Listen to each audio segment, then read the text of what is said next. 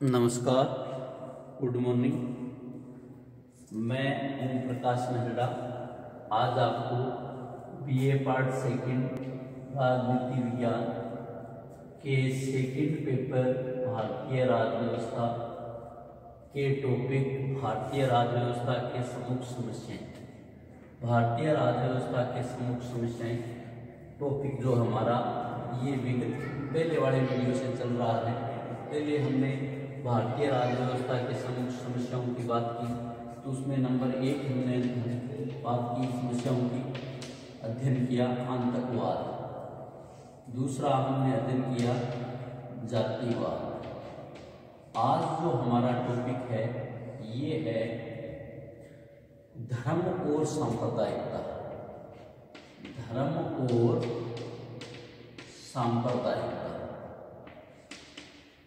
आज जो हमारा टॉपिक रहेगा भारतीय राज्य व्यवस्था की समस्या में, भारतीय राज्य व्यवस्था की प्रमुख जो समस्या है उसमें धर्म और सांप्रदायिकता।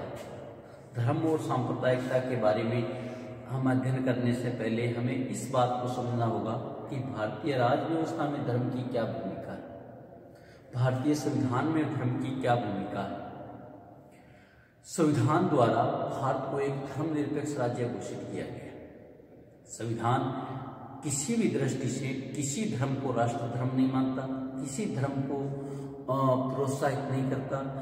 संविधान या कानून की दृष्टि से सभी धर्म समान हैं। फिर भी भारतीय राजनीति में धर्म की एक महत्वपूर्ण भूमिका रही है। भारतीय राजनीति में धर्म ने अपना एक महत्वपूर्ण भूमिका निभाई है।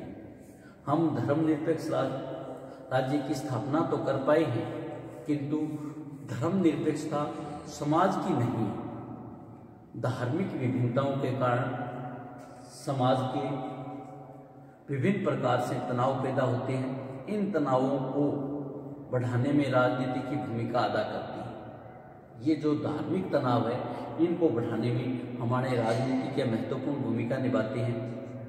इससे उनके स्वार्थ सिद्ध होते हैं, इससे उनके स्वार्थ पूरे होते हैं। बीजी गोखले जैसे अनेक व्यक्तियों ने यह आशा व्यक्त की कि राजनीति में धर्म से अलग हो जाने से हिंदू और मुसलमानों के पुराने विरोध कभी उत्पन्न नहीं होंगे। किंतु पिछले 70 वर्षों में गुजरात, बिहार, महाराष्ट्र, उत्तर प्रदेश और आंध्र प्रदेश के तेलंगाना आदि राज्यों में कुछ जो घटनाएं हुई है, इस बात का मजबूत प्रमाण है, इस बात का सबल प्रमाण है कि सांप्रदायिक वैमनस्य अभी भी विद्यमान है। छोटी छोटी घटनाओं से वो सांप्रदायिक वैमनस्य है वो उठता है और भारत की राजनीतिक तथा शासन उसकी आक्रांत हो उठते हैं। स्वाधीनता के बाद शुरू हुई चुनावों की राजनीति में धर्म और सांप्रदायिकता के नकारात्मक महत्व को उभारा। किसी ने लिखा है कि पहले लोग समझते थे कि राजनीति धर्म और संप्रदाय का शोषण करती है, पर अब हालात यह है कि धर्म और संप्रदाय राजनीति का शोषण करती है। एक तरह से संप्रदाय राजनीतिक दलों के लिए वोट बैंक बन गए हैं। राजनीतिक शक्ति के रूप में धर्म और संप्रदाय का खूब दुरुपयोग हो रहा है। राजनीतिक दल संप्रदाय और जाति की घटती बढ़ती निष्ठा के खिलौने बनकर रह गए। नेक्स्ट हमारा पॉइंट है धर्म और राजनीति में वास्तविक। धर्म और राजनीति में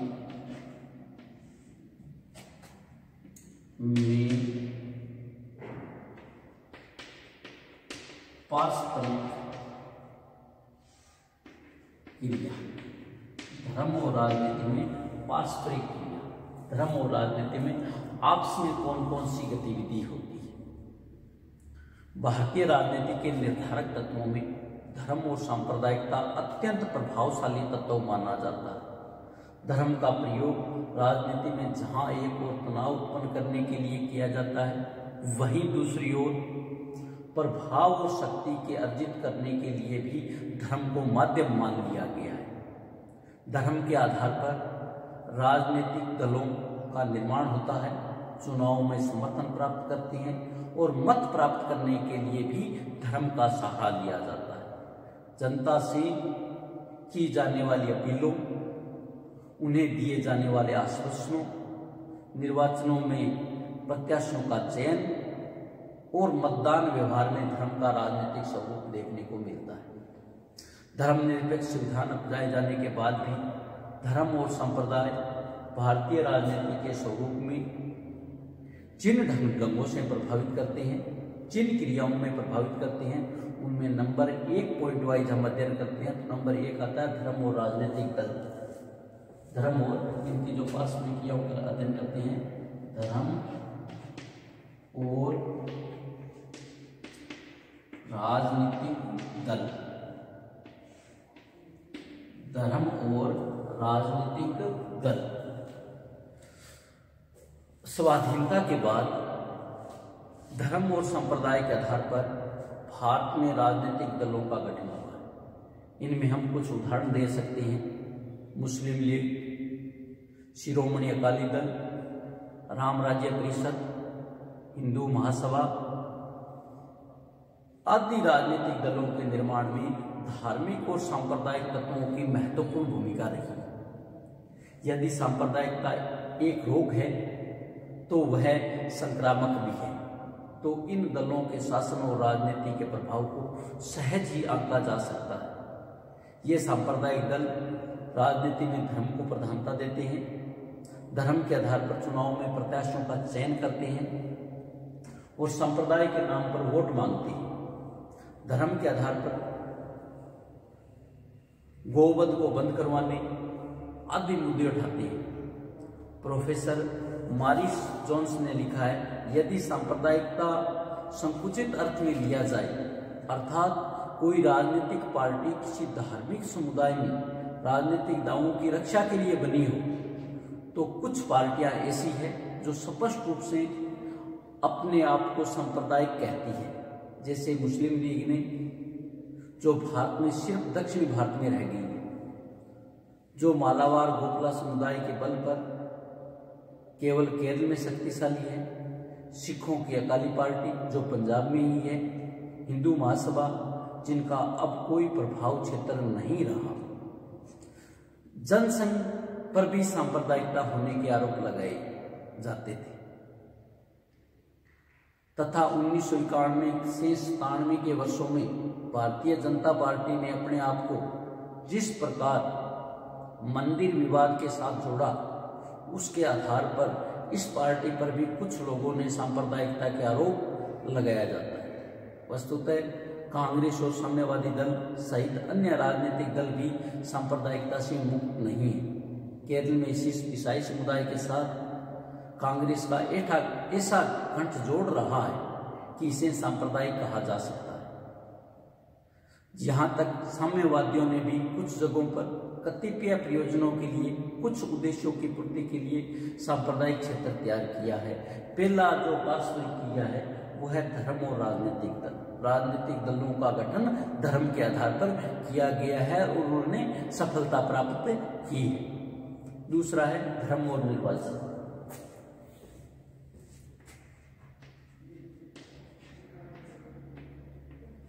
धर्म और निर्वाचन। धर्म और निर्वाचन। भारत में अधिकांश दल, अधिकांश पार्टियां उनके नेता के चुनाव में धर्म और संप्रदाय के दलीलों के आधार पर वोट मांगते हैं। वोट बटोरने के लिए मठाधीशों, इमामों, पादरियों और साधुओं के साथ साठ-गांठ की जाती है। मतदान के अवसरों पर मत मांगने वाले तथा मतदान करने वालों के आचरण पर धार्मिक तत्व छाए रहते हैं। मार्च 1977 और फरवरी 1980 के लोकसभा चुनाव के दिनों में दिल्ली की जामा मस्जिद के शाही इमाम की भूमिका के आधार पर आसानी से समझा जा सकता है कि धार्मिक नेता राजनीतिक दलों से मुस्लिम समुदाय के वोटों का किस प्रकार सौदा करते हैं। राजनीतिक धंधा की भांति शाही इमाम ने चुनाव सभाओं में भाषण दिए और मुस्लिम संप्रदाय के मतदाताओं को किसी विशेष राजनीतिक दल में मतदान करने के लिए प्रेरित किया। किसी संवाददाता ने लिखा है कि सवाल उठता है कि समाजवाद और गणतंत्र की बात करने वाले अगर इमाम के नाम पर वोट पाना चाहते हैं तो हो सकता है कि बलराज मधोक जैसे शंकराचार्य के नाम पर भी वोट मांगने लगेंगे। फिर क्या इस देश में इमाम और शंकराचार्य के बीच चुनाव होने शुरू हो जाएंगे। 1989 के लोकसभा चुनाव में धार्मिक नेताओं और धार्मिक प्रश्नों की भूमिका ली। मई 1991 में आयोजित 10वीं लोकसभा के चुनाव में सांप्रदायिक प्रश्न छाए हुए थे। 11वीं लोकसभा के चुनाव में सांप्रदायिक प्रश्नों का कुछ प्रभाव रहा, लेकिन यह प्रभाव 10वीं लोकसभा के रूप में निश्चित ही कम था। 91 के चुनाव में 91 से 96 के चुनाव में निश्चित रूप से सांप्रदायिकता का बोल कम था। 15वीं और 16वीं लोकसभा के चुनाव में धर्म और संप्रदाय के प्रश्नों को मुक्त नहीं रहे, यद्यपि इसका प्रभाव सीमित रहा। नेक्स्ट है राजनीति में धार्मिक दबाव।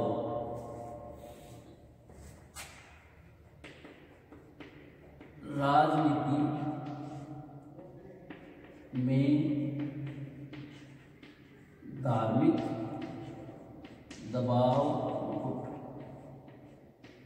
राजनीति में धार्मिक दबाव गुट। धार्मिक संगठन भारतीय राजनीति में सशक्त दबाव समूह की भूमिका निभाते हैं। ये धार्मिक गुट शासन की नीतियों को प्रभावित करते हैं, कभी कभी अपने पक्ष में अनुकूल निर्णय भी करवाते हैं। उदाहरण, हिंदुओं की आपत्ति और आलोचना के बाद हिंदू कोड बिल पास कर दिया गया, किंतु दूसरे संप्रदाय के संबंध में ऐसा कोई महत्वपूर्ण कदम नहीं उठाया जा सका। स्वतंत्रता के बाद अनेक मुस्लिम संगठनों जैसे जमीयत उल उलमा ए हिंद, जमायत शरिया, जमायत इस्लामी आदि ने कम से कम 3 बातों के लिए सरकारी नीतियों को प्रभावित किया। 3 बातों के लिए सरकारी नीतियों को दबाव गुट की भूमिका निभाई। ये तीन बातें थी। उर्दू को संवैधानिक संरक्षण दिया जाए, अलीगढ़ विश्वविद्यालय को अल्पसंख्यक स्वरूप बनाया रखा जाए, मुस्लिम पर्सनल लॉ के बारे में कोई तब्दीली न की जाए। 1986 में मुस्लिम लीग के सांप्रदायिक दबाव में मुस्लिम महिला संरक्षण कानून पारित कराया, जिसमें साहबानो विवाद में सर्वोच्च न्यायालय का प्रगतिशील निर्णय शून्य हो। नंबर 4 जो है धर्म और राजनीति की क्रियाशीलता में 4 नंबर पॉइंट हमारा है मंत्रिमंडल के निर्माण में धार्मिक आधार पर प्रतिनिधित्व।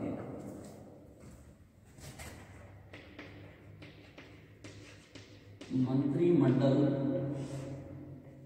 के निर्माण में धार्मिक आधार पर निर्णय। धर्म और राजनीति में पारस्परिक क्रिया की बात करते हैं तो राजनीति में जब मंत्रिमंडल का निर्माण किया जाता है तो उसमें धर्म को विशेष दृष्टि से देखा जाता है।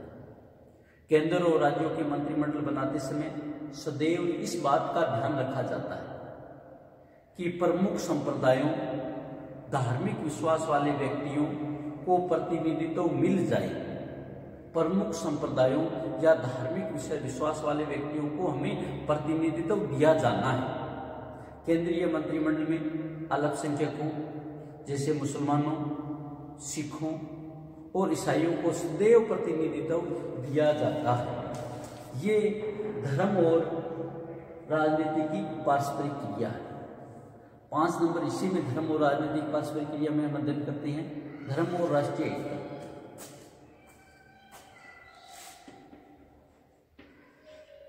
धर्म और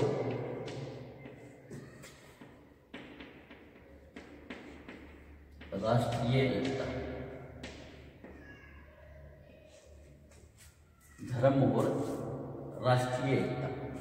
धर्म और सांप्रदायिकता राष्ट्रीय एकता के लिए घातक माने जाते हैं, क्योंकि इससे अलग अलग टुकड़ों में विभाजित हो जाता है देश। तो धर्म और राष्ट्रीय एकता को घातक माना जाता है। और धर्म और राष्ट्रीय एकता में किस प्रकार प्रभावित करते हैं? धार्मिक मतभेदों के परिणाम स्वरूप हम इस चीज को देख चुके हैं 1947 में कि हम दो धर्मों की दृष्टि से भारत का विभाजन हुआ, हमारे देश का विभाजन हुआ। उसी कारण जो विभाजन हुआ उसी के कारण आतंकवादी संगठनों का निर्माण हुआ और आज भी इस प्रकार के विघटनकारी तत्व सक्रिय है। इसलिए राष्ट्रीय एकता में धर्म नुकसान पहुंचाता है, धर्म की आड़ में राष्ट्रीय एकता को घातक माना जाता है। नंबर 6 है राज्यों की राजनीति में धर्म के प्रभाव को मिलता है। राज्यों की राजनीति में धर्म की प्रभावक भूमिका। राज्यों की राजनीति में धर्म की प्रभावक भूमिका। राज्यों की राजनीति में धर्म किस प्रकार प्रभावित करता है? धर्म और धार्मिक समुदायों का पारस्परिक राजनीति पर कितना प्रभाव है? केरल और पंजाब राज्यों की राजनीति इसके संदर्भ में प्रस्तुत करती है। केरल की राजनीति का ऊपरी आवरण चाहे वामपंथी रंग में रंगा हुआ हो या वामपंथी रंग माना जाए, किंतु उसका आंतरिक धार्मिक और सांप्रदायिक गुटों में गठजोड़ बनता है। राज्य की राजनीति में दो प्रकार के दबाव समूह पाए जाते हैं, एक होता है सांप्रदायिक, दूसरा होता है व्यवसायिक। सांप्रदायिक दबाव समूह में near service society, Shri Narayan धर्म परिपालन युगम और अनेक ईसाई संगठन प्रमुख हैं। जमींदार, धनिक वर्ग, व्यापारी आदि इन्हीं संगठनों से जुड़े हुए।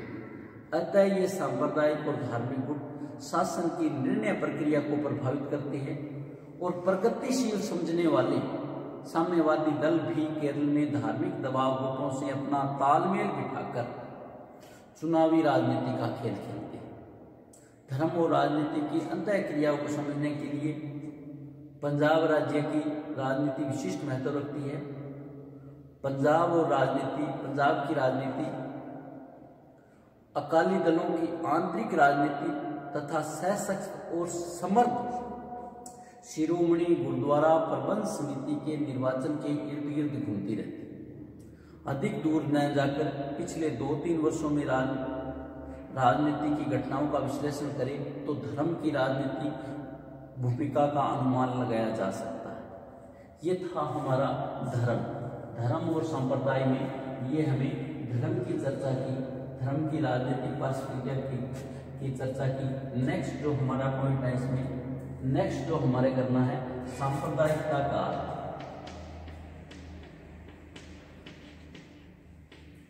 सांप्रदायिकता का अर्थ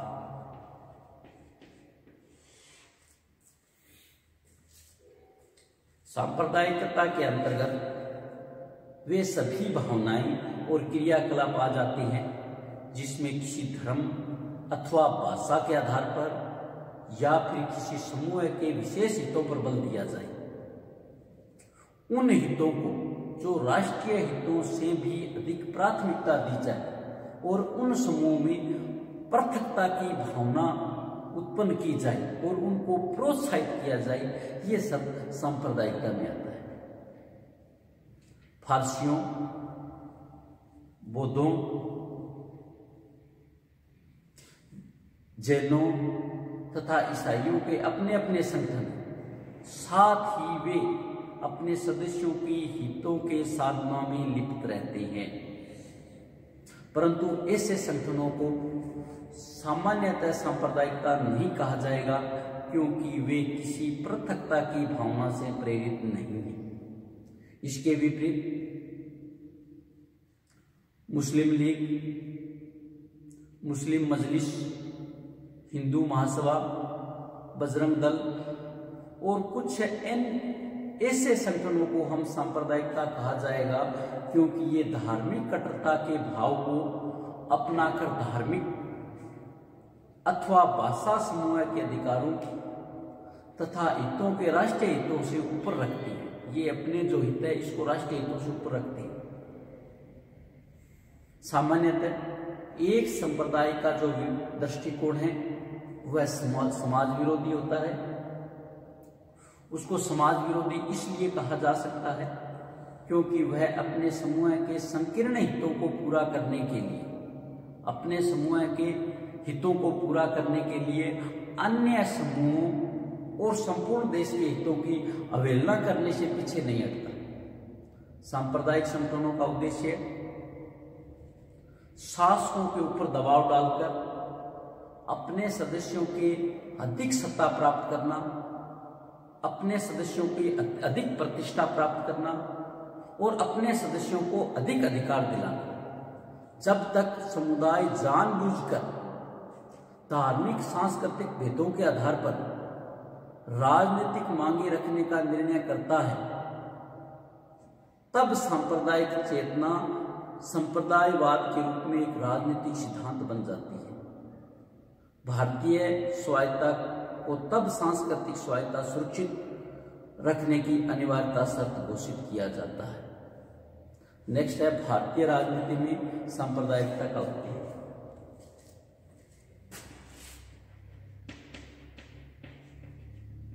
भारतीय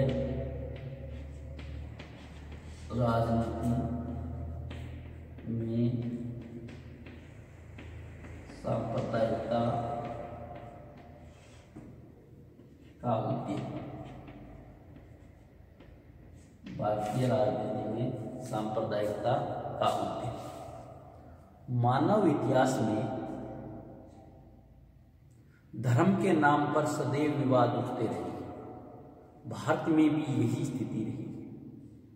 स्वाधीनता आंदोलन के समय अंग्रेजों ने भारत में अपना शासन बनाए रखने के लिए धार्मिक भेदभावों का विशेष लाभ उठाया। अंग्रेज शासकों ने सांप्रदायिक भावनाओं को राजनीतिक रूप मिलने का एक कारण यहाँ का प्रतिनिधित्व या निर्वाचित संस्थाओं की स्थापना की।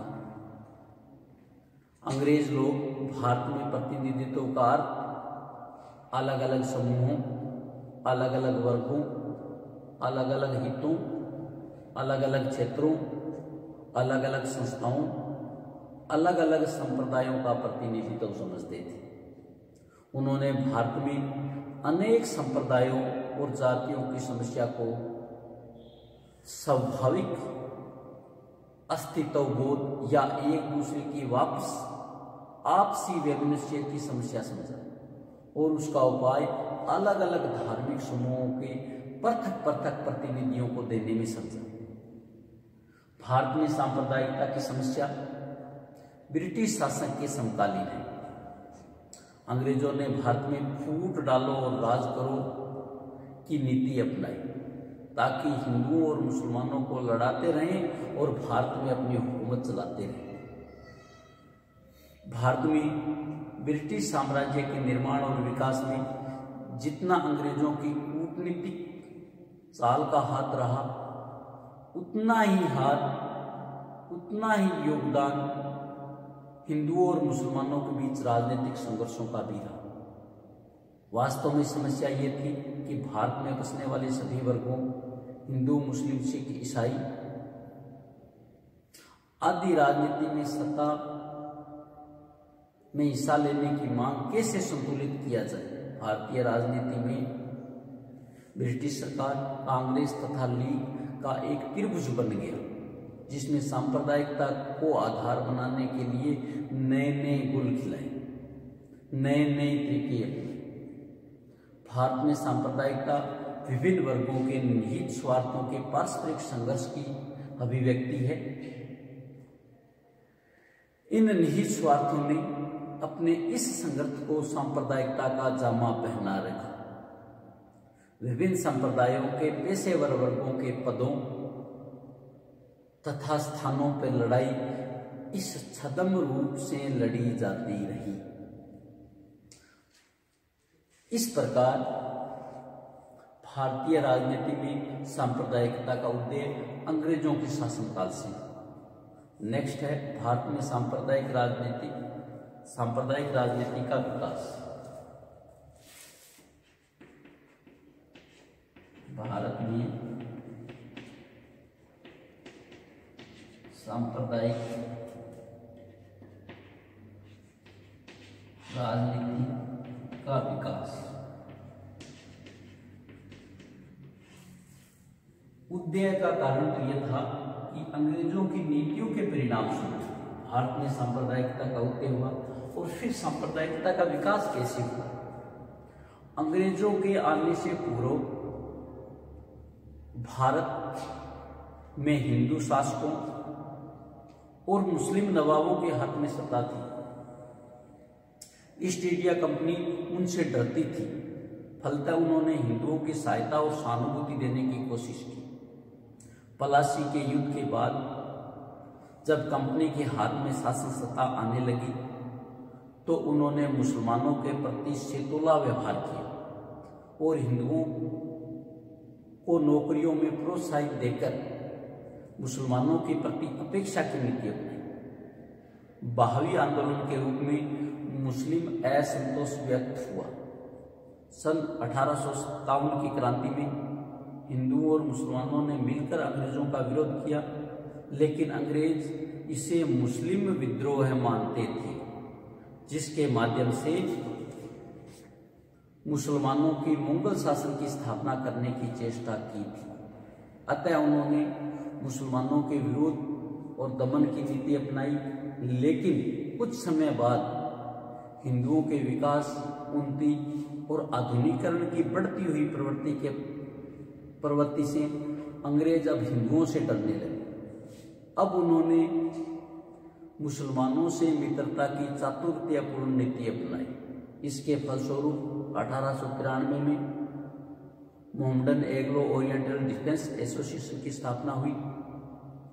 मुसलमानों को खुश करने, उन्हें राजभक्ति प्राप्त करने के लिए सन 1905 में कर्नल ने बंगाल का विभाजन किया। बंगाल का विभाजन फूट डालो और शासन करो की कुटिल नीति का परिणाम था। भारतीय मुसलमान के राजनीतिक तथा अन्य अधिकारों की रक्षा के लिए 1906 में ढाका में ऑल इंडिया मुस्लिम लीग की स्थापना हुई। 1906 में ही लीग ने मुसलमानों की आबादी से अधिक स्थान दिए जाने की मांग की। 1909 में मार्ले मिंटो सुधार में सांप्रदायिकता के आधार पर पृथक चुनावों की व्यवस्था का समावेश किया गया। 1916 में लखनऊ पैक्ट के अंतर्गत मुसलमानों के लिए प्रतिनिधि संस्था के रूप में लीग का अस्तित्व, सांप्रदायिक प्रतिनिधि तथा मुसलमानों के प्रतिनिधित्व की गुरुता के सिद्धांत को स्वीकार किया गया, जो एकदम गलत था। 1909 के एक्ट में सांप्रदायिक निर्वाचन पद्धति में न केवल मुसलमानों के लिए कायम रखा गया, बल्कि सिखों, यूरोपियन तथा आंग्ल भारतीय समुदायों के लिए भी इसे अपना लिया गया। सन 1932 में जिन्ना सांप्रदायिक राजनीति के नायक तथा भारतीय राजनीति के खलनायक बन गए। सन 1935 के अधिनियम द्वारा सांप्रदायिक निर्वाचन पद्धति का विस्तार किया गया। 1940 में जिन्ना ने द्विराष्ट्र सिद्धांत का प्रतिपादन किया। अंत में 1947 में सांप्रदायिकता के आधार पर भारत का विभाजन हुआ। भारत की संविधान निर्माती सभा के गठन में प्रांतों में विधानसभाओं के सदस्यों को भी सांप्रदायिकता के समूहों का अप्रत्यक्ष रीति से हुआ था। सांप्रदायिकता की समस्या के भारत में क्या कारण है? सांप्रदायिकता की समस्या के कारण, सांप्रदायिकता की समस्या के क्या कारण है? सांप्रदायिकता की समस्या का कारण है नंबर 1, मुसलमानों में पृथक्करण की भावना। मुसलमानों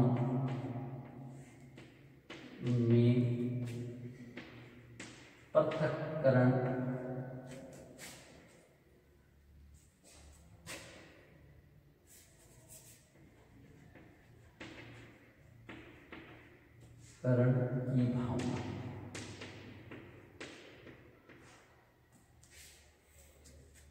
पहला जो कारण है वो मुसलमानों में पृथककरण की भावना। मुसलमानों के एक भाग में पृथककरण की भावना आज भी विद्यमान है।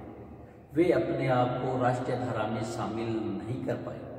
अनेक मुस्लिम नेताओं ने स्वाधीनता के बाद इस बात का प्रचार किया कि उन्हें मुख्य राष्ट्रीय प्रवाह में शामिल होने के लिए ऐसे राजनीतिक दलों का सहयोग देना चाहिए जिनका विश्वास धर्मनिरपेक्षता, समाजवाद और आर्थिक न्याय से, परंतु इन विचारों में कोई खास प्रभाव नहीं पड़ा। अनेक मुस्लिम नेताओं तथा संगठनों ने इस बात का प्रचार किया कि मुस्लिम संप्रदाय के हितों में सुरक्षा के लिए राजनीति में एक पृथक इकाई के रूप में भाग लेना चाहिए। जमायत-ए-इस्लाम ने मुसलमानों को सलाह दी कि आप आम चुनाव में भाग नहीं लेना चाहिए। ऐसे में दूसरे संगठन जमीयत उल उलेमा-ए-हिंद ने मुसलमानों को राष्ट्रीय राजनीति में पृथक रहने की सलाह दी। 1948 में मुस्लिम लीग ने पृथक प्रतिनिधित्व की मांग की। 1961 में अखिल भारतीय मुस्लिम लीग ने स्थापना की गई और यह प्रचार किया गया कि भारत में मुस्लिम लीग ही मुस्लिम हितों का संरक्षण कर सकती है। सन 1971 के मध्य अवधि चुनावों के समय नई दिल्ली में देश के अधिकांश भागों में मुस्लिम प्रतिनिधियों ने अखिल भारतीय राजनीतिक सम्मेलन आयोजित किया, जिसके पीछे जमायत-ए-इस्लाम का हाथ था। इस प्रकार धर्मांध मुस्लिम संगठनों ने सांप्रदायिकवाद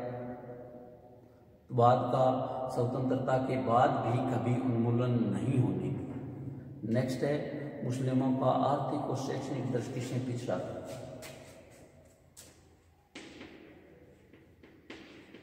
मुस्लिमों का आर्थिक एवं शैक्षणिक दृष्टि से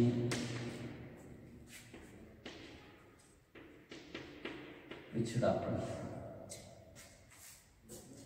सांप्रदायिकता का दूसरा कारण था मुसलमानों का आर्थिक तथा शैक्षणिक दृष्टि से पिछड़ापन। यह बात सच है कि अंग्रेज काल से ही मुसलमान आर्थिक दृष्टि से पिछड़े हुए हैं। स्वाधीनता के बाद भी उनकी आर्थिक स्थिति सुदृढ़ नहीं हुई। शैक्षणिक दृष्टि से पिछड़े होने के कारण सरकारी नौकरियों, व्यापार, उद्योग धंधों में उसकी स्थिति नहीं सुधर पाई है। आज भी आधुनिकीकरण नहीं हो पाया है और उनमें असंतोष बढ़ा है। उनका मनोबल भी गिरा है। कभी कभी ये असंतोष उग्र रूप ले लेता है और कभी कभी असंतोष हिंसा के रूप में प्रकट होता है। मुस्लिम लीग के इस आर्थिक और शैक्षणिक पिछड़ेपन का सबसे प्रमुख कारण यह है कि इस वर्ग में सामान्यतः विकास की ओर बढ़ने की तीव्र इच्छा जन्म नहीं ले पाई। वस्तुतः तथाकथित मुस्लिम धार्मिक नेताओं ने अपने निहित स्वार्थों के कारण मुस्लिमों में शैक्षणिक तथा आर्थिक पिछड़ेपन की दिशा को आगे नहीं बढ़ने दी। अब भी जो नेता या जो पार्टियां मुस्लिम राजनीति के केंद्र में रही है, उन्होंने मुसलमानों में पृथक कानून, बाबरी मस्जिद जैसे गैर जरूरी तथा प्रतिगामी मुद्दों, मदरसों तथा मजहबी शिक्षाओं के मकड़जाल से बाहर निकलने ही नहीं दिया। यह तथ्य है कि मदरसों में मुसलमानों को विशिष्ट पहचान देने की कोशिश की। हिंदू मुस्लिमों में जो खाई बढ़ाने का कार्य किया, मदरसों में मुस्लिम के बच्चों को संकीर्ण मानसिकता को जन्म देकर उन्हें आधुनिकता से रोका है। नेक्स्ट है पाकिस्तानी प्रचार और षड्यंत्र।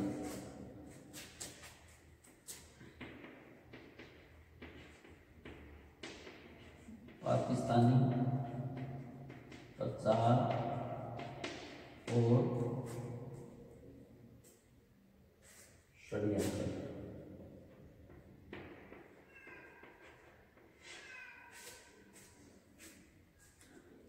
कभी कभी भारत में हिंदू मुस्लिम तनाव की कोई छोटी घटना भी हो जाती है तो पाकिस्तानी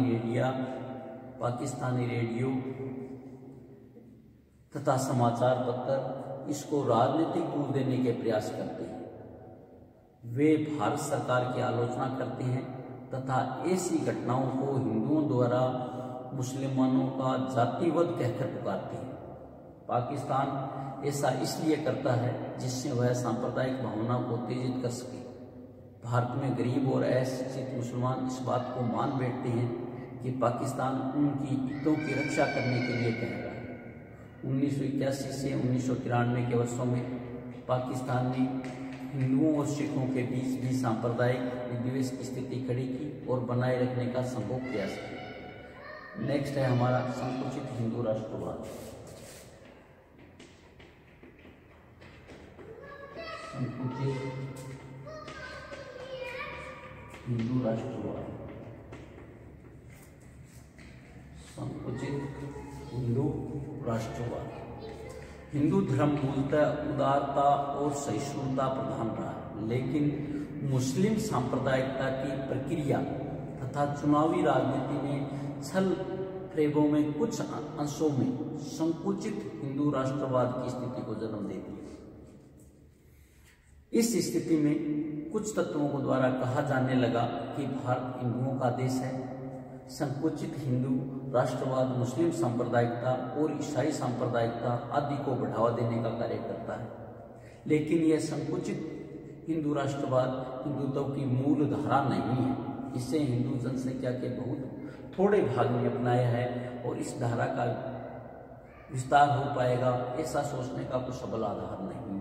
यानी जितने मुस्लिम सांप्रदायिकता को बढ़ाने में योग देते हैं उतने ही संकुचित दृष्टिकोण के हिंदू भी शामिल।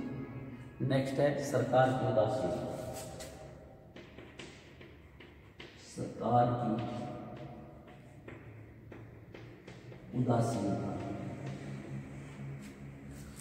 सांप्रदायिकता के बीज बोने में, सांप्रदायिकता को आगे बढ़ाने में जितना हिंदू मुस्लिमों का योगदान है, जितना हिंदू मुसलमान इसको आगे बढ़ाते हैं, संकीर्ण हिंदू और पिछड़े हुए मंडल, उतना ही सरकार की उदासीनता बड़ा कारण है। सरकार छोटी छोटी घटनाओं पर जब सांप्रदायिक दंगे होते हैं तो उस पर सामान्य घटना मान लेती है और उस पर ध्यान नहीं देती, और नहीं ध्यान देने से ये घटना बड़ी हो जाती है। नंबर 6, दलीय राजनीति।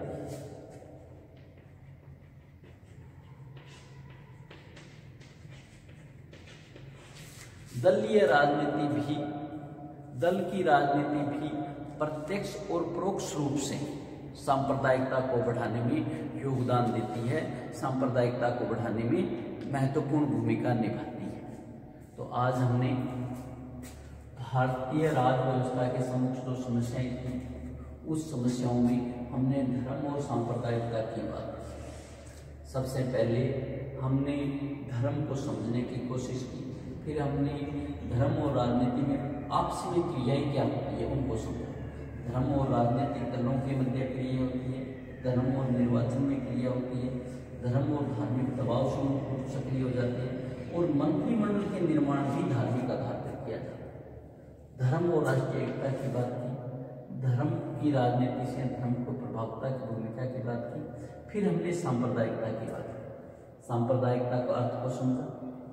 भारत की राजनीति में सांप्रदायिकता का उदय कैसे हुआ, इसमें मुख्य कारण ब्रिटिश गवर्नमेंट की या अंग्रेज राजनीति रही, फूट और राजनीति। फिर भारत में सांप्रदायिक राजनीति का विकास कैसे हुआ। सांप्रदायिक राजनीति का विकास दोनों धर्मों में जो अंग्रेजों की नीति थी, जिसके परिणाम स्वरूप पहले हिंदुओं को प्रोत्साहित किया, फिर हिंदुओं से खतरा हुआ तो मुसलमानों को प्रोत्साहित किया। इस प्रकार से सांप्रदायिकता का उदय हुआ। फिर सांप्रदायिकता की समस्या के कारण क्या हुआ, मुसलमानों में पृथक्करण की भावना, मुसलमानों का आर्थिक और शैक्षणिक दृष्टि से पिछड़ा होना। पाकिस्तान का भी इसमें योगदान रहता है भारत में सांप्रदायिकता बढ़ाने, क्योंकि ये केंद्र पर कभी कभार कोई घटना हो जाती है तो पाकिस्तानी रेडियो या मीडिया द्वारा इसको धार्मिक आधार देने का प्रयास किया जाता है, जिसके परिणाम स्वरूप इसको सांप्रदायिकता के बीच होता है। चौथा, जितने मुस्लिम संगठनों का भी योगदान रहता है उतना भी संकुचित हिंदू राष्ट्रवाद का भी योगदान रहता है। संकुचित हिंदू राष्ट्रवाद भी सांप्रदायिकता बढ़ाने में योगदान देता है। फिर नेक्स्ट हमारा है सरकार की उदासीनता। सरकार की उदासीनता भी संकीर्णता के बीच होती है। सरकार की उदासीनता भी सांप्रदायिकता को बढ़ाती है, क्योंकि सरकार छोटी मोटी घटनाओं पर ध्यान नहीं देती, जिसके परिणाम स्वरूप सांप्रदायिकता का विप्लव होता है। फिर है हमारा दलीय राजनीति। जो दल की राजनीति है, पार्टीगत राजनीति है, वो भी संकीर्णता को बढ़ाने में योगदान देती है, वो भी सांप्रदायिकता को आगे बढ़ाने में योगदान देती है। थैंक यू, धन्यवाद। आज हम इसमें इतना ही करेंगे, बाकी हम कल करेंगे। कल तक आप पढ़ते रहे और अपने पढ़ाई पर यही तरीका इस क्वेश्चन नोट्स बनाते रहे, ताकि आपको तैयारी होती है।